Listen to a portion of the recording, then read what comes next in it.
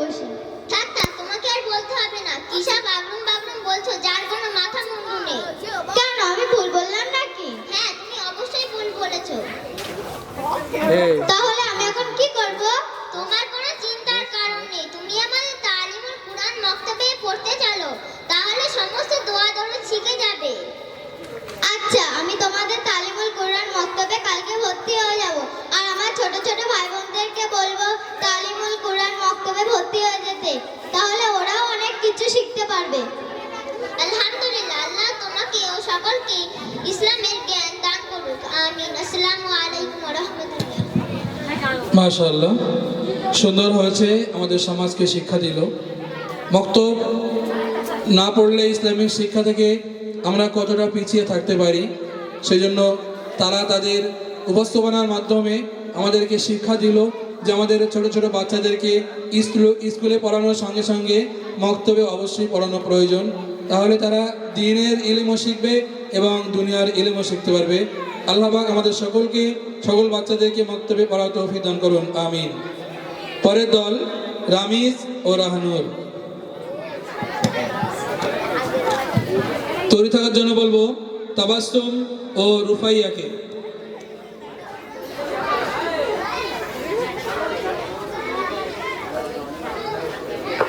কি রে রামিজ ভাইপো, এত সকাল সকাল মাথায় টুপি মুপি দিয়ে বনের মতো সেজে গুজে কোথায় চললি?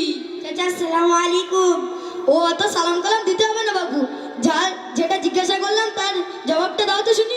চাচা, কোনো মুসলমানের সঙ্গে দেখা হলে আগে সালাম করতে হয়, এটা আমার নবী সাল্লাল্লাহু আলাইহি সাল্লামের সুন্নাত, তার জবাব দেওয়াটাই ওয়াজিব। আমি তো কোনোদিন মক্তবে টক্তবে পড়িনি, আমি কারো কাছে সালাম কালাম দিতে শিখিনি, তার আবার জবাব কিসে?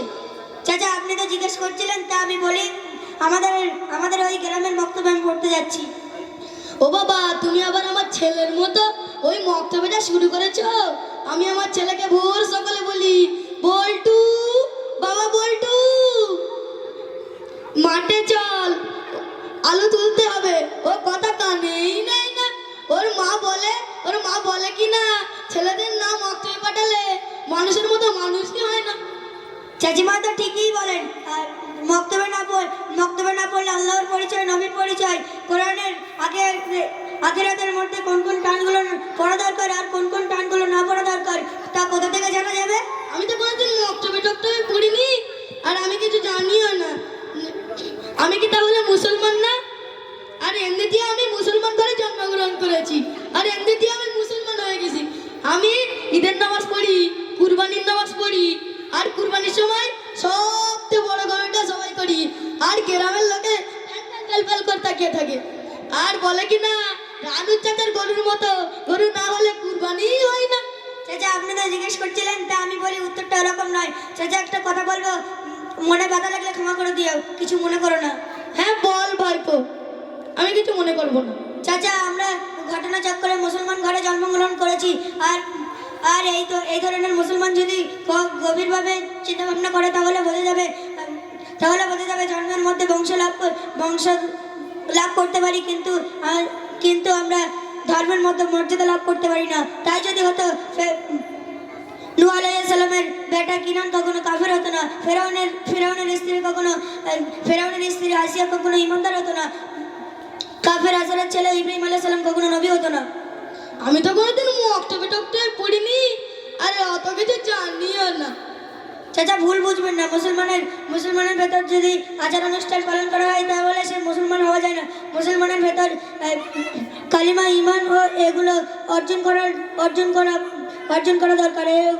এইগুলো অর্জন করতে গেলে করার জন্যই তো আমরা মক্তবে যাই। বাহ বাহ, তো আমাদের মক্তবে তো অনেক অতি ভালোভাবেই শিক্ষা দেওয়া হয়।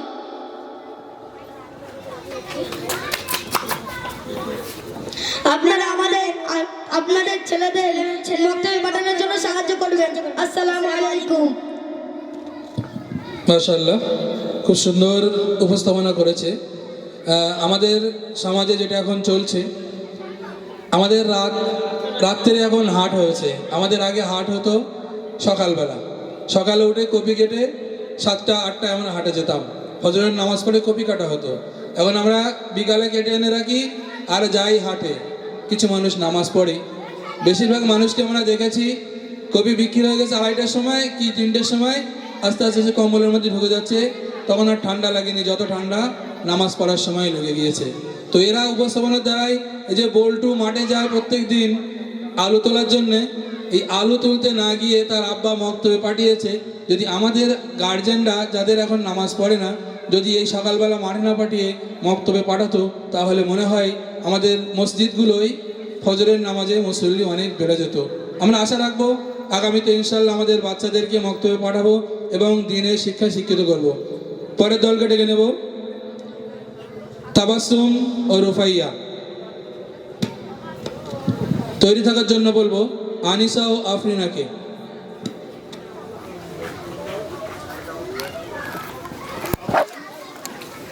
আসসালামু আলাইকুম, আমি তাবাসসুম পারভিন আর আমার সহপাঠীর নাম রুফাইয়া খাতুন। আজ আমরা একটি মোকালেমা করব। মোকালেমার মূল উদ্দেশ্য হলো কলেজের ছাত্রী ও মক্তবের ছাত্রী ইনশাআল্লাহ।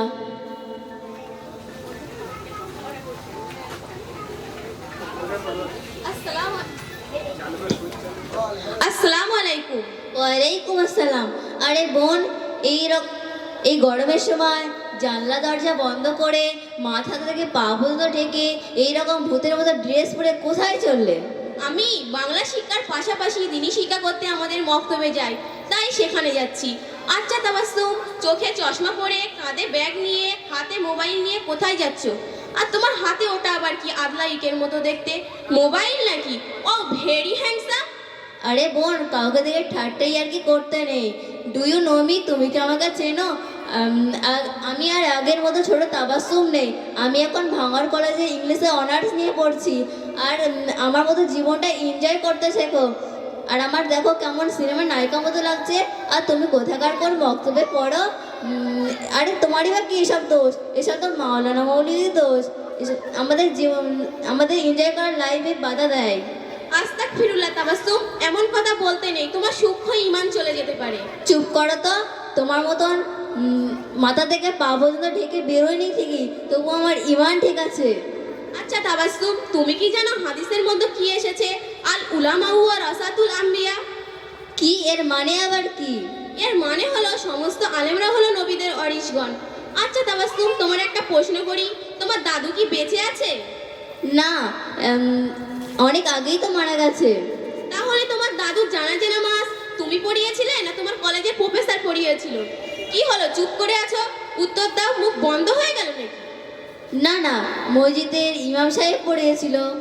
আচ্ছা, তুমি একটু আগে যে মাওলানা মৌলভীদের দোষ দিচ্ছিলে, মাওলানা মৌলভী ছাড়া যদি জানাজা বিয়ে শাদী না হয় তাহলে অবশ্যই তাদের কথা শোনা উচিত।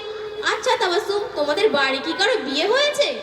হ্যাঁ হয়েছে তো, কিছুদিন আগে আমার বড় আপার বিয়ে হয়েছে। তা তোমার বড় আপার বিয়ে তুমি পড়িয়েছিলে না তোমার সিনেমার নায়ক নায়িকা পড়িয়েছিল? কি হলো বলো? আরে বোন, তোমার সাথে কথা বলাটাই ভুল হয়েছে। দেখো সবাই আমার কেমন করে দেখছে, আর তুমি কিভাবে অপমান করছো আমার। না না, আমি অপমান করব কেন? আমি তোমাকে অপমান করিনি। তুমি একটু আগে যে মাওলানা মৌলভীদের দোষ দিচ্ছিলে, আচ্ছা বলো তো দেখি, দিনে 5 ওয়াক্ত নামাজ কখন কোন সময় পড়তে হয়? এটা তো আমাকে বলতেই হবে। মা তো দেখি 5 বার নামাজ পড়ে। এসব কলেজে শেখায়নি তো কি হয়েছে, মা তো দেখি 5 বার নামাজ পড়ে। হ্যাঁ, এটা তো আমাকে হবে। আচ্ছা বলো তো দেখি, দিনে 5 ওয়াক্ত নামাজ কখন সময় পড়তে হয়? ফজরের নামাজ দুপুরবেলা, জোহরের নামাজ সন্ধ্যাবেলা, আসরের নামাজ রাত্রের বেলা, মাগরিবের নামাজ সন্ধ্যাবেলা, আর এশার নামাজ তো ভোরের বেলা। আচ্ছা তাবাসসুম, তুমি তো সবই ভুল বললে। কি আমি সবই ভুল বললাম? হ্যাঁ, তুমি তো সবই ভুল বললে। আচ্ছা বলো তো দেখি, নামাজের ফরজ কয়টি ও কি কি? নামাজের ফরজ তো 4টি। 1 দাঁড়িয়ে থাকা, 2 হ্যাট উবু হওয়া, 3 মুনাজাত করা, 4 সিজদা করা। আচ্ছা তাবাসসুম, তুমি তো সবই ভুল বললে। নামাজের ফরজ 13টি, ভিতরে 6টি আর বাইরে 7টি।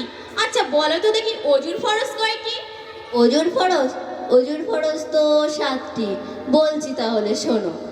কলে যাওয়া, বদনা নেওয়া, হাত ধোয়া, পা ধোয়া, মুখ ধোয়া, গালে পানি দেওয়া, নাকে পানি দেওয়া, মাথা দেওয়া, ইত্যাদি ইত্যাদি। আচ্ছা তাবাসসুম, তুমি 7টি বলে 8টি বলে ফেললে তো। অজুর ফরজ 4টি, শুধু স্কুল কলেজে গেলে হয় না। আরে বোন, আমি জানি তো আরো অনেক, বলিনি শুধু ভয়ে। আচ্ছা তাবাসসুম, তুমি একটু আগে বললে যে আমার ঈমান ঠিক আছে, নামাজ না পড়ে কিভাবে বলো যে আমার ঈমান ঠিক আছে? আর শুধু স্কুল কলেজে গেলে হয় না, কলেজের বড়াইতে গিয়ে কয়েকটা ইংলিশ ওয়ার্ড বলে নিজেকে বড় মনে করা যায় না। আমাদের সবার গুরু, আমাদের সবার শিক্ষক, শিক্ষা বিজ্ঞানী আমাদের রাসূল সাল্লাল্লাহু আলাইহি ওয়াসাল্লাম আমাদের যেভাবে চলতে বলেছেন সেইভাবে চলার চেষ্টা করো, তাহলে দুনিয়াতেও আখিরাতে সম্মান পাবে। আরে বোন, এত সুন্দর কথা কোথা থেকে শিখেছো তুমি? আমি আমাদের তালিমুল কুরআন মক্তব থেকে শিখেছি। আর আমাদের ভাইজান সমস্ত রকম ইসলামিক বিধিবিধান, কুরআন সমস্তভাবে সঠিক রূপে শেখান। আর তুমিও চাইলে শিখতে পারবে। হ্যাঁ, আমি যাব, তোমার মতো দিনী শিক্ষা করতে মক্তবে যাব। হ্যাঁ, অবশ্যই নিয়ে যাব ইনশাআল্লাহ। আসসালামু আলাইকুম। মাশাআল্লাহ, খুব সুন্দর বক্তব্য করেছে। বক্তব্যই এটা মোকালামা আমাদের একটা পারফরমেন্সের মাধ্যমে আমাদের কাছে তুলে ধরেছে তাদের বক্তব্যটা। এখন বর্তমানে যেটা চলছে মডার্ন যুগ, সেই যুগে কলেজের মেয়েরা অ্যাকচুয়ালি কি করে, এরা যতটা তুলেছে এর থেকে আরও বেশিই হয়, এরা কমই তুলেছে। তো এখন যারা কলেজে পড়ে জিজ্ঞাসা করলে 95% মেয়ে ওযুর ফরজ, গোসলের ফরজ, নামাজের ফরজ সত্যিই বলতে পারবে না। তার কারণ তারা ছোটোবেলায় মক্তবেই পড়েনি। এখন হিজাব করে যায় মনে হয় বেশ হুজুর, কিন্তু হিজাবটা এখন ফ্যাশন। হিজাব করে ফাংশনও দেখতে যায়, হিজাব করে সিনেমা হলেও যাচ্ছে। সেই জন্য আমরা হিজাব দেখে কাউকে বিবেচনা করতে পারি না। হিজাবটা ছিল পর্দার জন্য, এখন তারা ফ্যাশন রূপ গ্রহণ করেছে। সেই জন্য আমাদের প্রত্যেক ছোট বড় সমস্ত মেয়েদের এবং ছেলেদের অবশ্যই প্রয়োজন মক্তব জাতীয় কোনো জায়গায় পড়ে অথবা ইমাম সাহেবের কাছে শিখে তারা নামাজ, রোজা এবং ওযুর এই সমস্ত ফরজ ফারায়েজগুলো আমাদের জানা অবশ্যই প্রয়োজন। এরপরে দলকে আমি ডেকে দিচ্ছি আফরিনা ও আনিসা। আসসালামু আলাইকুম।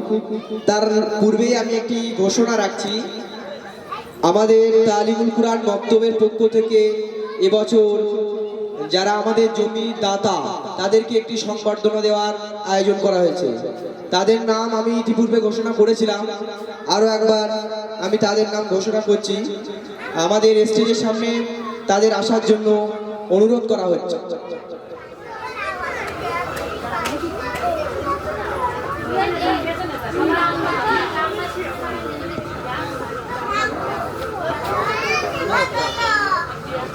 তাদের মধ্যে আলহাজ এন্তাজ আলী সাহেব, আলহাজ ইউনুস আলী সাহেব, মাওলানা মোহাম্মদ জয়নাল আবেদিন সাহেব, মোহাম্মদ রমজান আলী, মোহাম্মদ আশান আলী মোল্লা, মোহাম্মদ জব্বার আলী মোল্লা, আলহাজ নূর আলী মোল্লা, মরহুম মোবারক মোল্লার পক্ষ থেকে বড় ছেলে ইদ্রিস আলী মোল্লা, মরহুম অমেদ আলী মোল্লার পক্ষ থেকে বড় ছেলে নজরুল ইসলাম, মরহুম সাত্তার আলী মোল্লার পক্ষ থেকে বড় ছেলে আসমত আলী। এনাদেরকে একটু আমাদের স্টেজের ধারে এবং স্টেজের কাছেই থাকার জন্য অনুরোধ করা হচ্ছে। এর পরপরেই আমাদের প্রাইজ ঘোষণা হবে, তানাদের হাত দিয়েই আমরা প্রাইজ বিতরণ করব এবং আমাদের যে সংবর্ধনা সেটাও আমরা দেবো ইনশাআল্লাহ।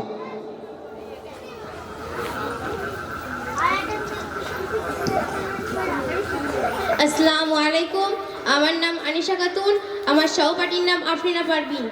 আমরা একটি মোকালেমা করব। মোকালেমার মূল উদ্দেশ্য হলো নামাজি ও বেনামাজি। কি গো আনিশা, কোথায় চললে? আমি আমাদের গুছুরিয়া তালিমুল কুরআন মক্তব থেকে বাড়ি ফিরছি। আজান দিয়েছে তো, নামাজ পড়তে হবে। আরে দাঁড়াও দাঁড়াও, এত তাড়া কিসের? নামাজের সময় কি শেষ হয়ে যাচ্ছে? আরে না না, আল্লাহ পাক কুরআনের মধ্যে বলেছেন, ইন্না সালাতা তাকানাত আলাল মুমিনিনাল কিতাবা মারকুতা। আরে আনিশা, তুমি কি সব হিন্দিতে বললে না? আরে এটা আমার কথা নয়, এটা আল্লাহ তাআলা বলেছেন। আচ্ছা, তোমরা নামাজ পড়ে কি পাও? সোনা দানা পাও নাকি? আরে আফরিনা, ছি ছি, তোমার এরকম কথা বলতে লজ্জা পায় না? কেন, আমি তো ঠিকই বললাম।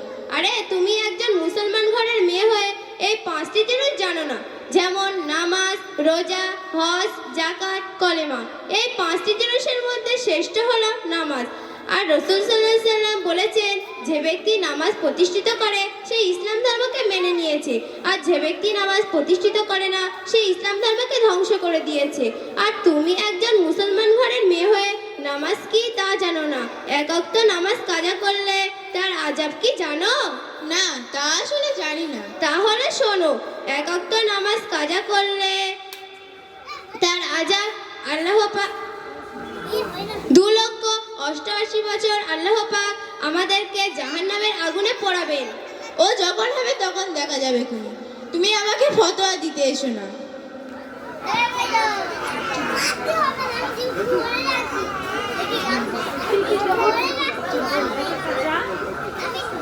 দুনিয়ার জাল তোমাকে মাকড়সার জালের মতো ঘিরে ফেলেছে। তোমাকে দিনের পথে আনতে হবে। তোমাকে দিনের পথে আনা খুবই কঠিন। তাহলে আমি এখন কি করব?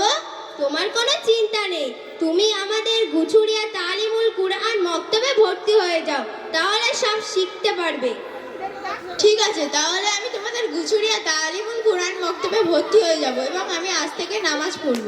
আচ্ছা, তুমি যেহেতু আজ থেকে নামাজ পড়বে, তাহলে সূরা ফাতিহাটা বলো দেখি শুনি। হ্যাঁ বলছি, শোনো। ইয়াকা নাবুদু ও ইয়াকা নাস্তাইন, মাঝখানে কিছু জানি না। ওয়ালাদ-দাল্লিন। আরে বাবা, একরাম সূরা ফাতিহা! আমার লাইফে আমি এরকম সূরা ফাতিহা কোনোদিনই শুনিনি। কেন, আমি ভুল বললাম নাকি? হ্যাঁ, তুমি ভুল বলেছো। আচ্ছা, তুমি ওজন নিয়তটা বলো দেখি শুনি। পুকুর পুকুর হার না, এই পুকুরের পানি ঠান্ডা, এই পুকুরে অজু হবে, কাল রাত্রি নামাজ হবে। আরে, এটাও ভুল বললে। আচ্ছা, তুমি পাটিতে দাঁড়ানোর দোয়াটা বলো দেখি শুনি। অমুকের হাতে বেঁধে কাটা, তমুকের হাতে কলসি, আল্লাহর হুকুমে আমি পাটিতে বসি। থাক থাক, তোমাকে আর বলতে হবে না। কি সব আগডুম বাগডুম বলছো, যার কোনো মাথা মুন্ডই নেই। কেন, আমি সব ভুল বললাম না? হ্যাঁ, তুমি সব ভুল বলেছো। তাহলে আমি এখন কি করব? তোমার কোনো চিন্তা নেই, তুমি আমাদের গুছুরিয়া তালিমুল কুরআনে ভর্তি হয়ে যাও, তাহলে সব শিখতে পারবে। ঠিক আছে, তাহলে আমি তোমাদের গুছুরিয়া তালিমুল কুরআন মক্তবে ভর্তি হয়ে যাব এবং আমার ছোট ছোট ভাই বোনদেরকেও বলবো তোমরা ওই গুছুরিয়া তালিমুল কুরআন মক্তবে ভর্তি হয়ে যাও, তাহলে তোমরাও অনেক কিছু শিখতে পারবে। তোমার শিক্ষা আবেগে আমি খুবই খুশি হলাম। আল্লাহ পাক সকলকে ইসলামের অর্জন দান করুক, আমিন। আসসালামু আলাইকুম। মাশাআল্লাহ, আরে তকবীর হয়ে যাক। নারে তকবীর, নারে তকবীর। এ ঠান্ডাকালের তকবীর হচ্ছে, গরমকালের মানতে হবে। নারে তকবীর, নারে তকবীর। গুচুড়িয়া কুরআনিয়া মক্তব, গুচুড়িয়া কুরআনিয়া মক্তব, গুচুড়িয়া তালিমুল কুরআন মক্তব। এই মক্তবে